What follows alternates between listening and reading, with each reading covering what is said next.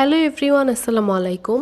আজকে আমি আপনাদের সাথে শেয়ার করব পিস্তাশিও ট্রেস লেচেস কেকের রেসিপি। ট্রেস লেচেস সিরিজের সবগুলো কেকই অনেক মজার এবং আমার পার্সোনালি এই ফ্লেভারের কেকটা একটু বেশি পছন্দের। ফার্স্টে আমি একটি পিস্তাশিও ফ্লেভারের কেক বানিয়ে নিয়েছি। এরপর দুধ বয়েল করা আমি সেখানে কাস্টার্ড পাউডার, চিনি এবং পিস্তাশিও পাউডার দিয়ে আমি এখানে একটি পিস্তাশিও কাস্টার্ড বানিয়ে নিয়েছি।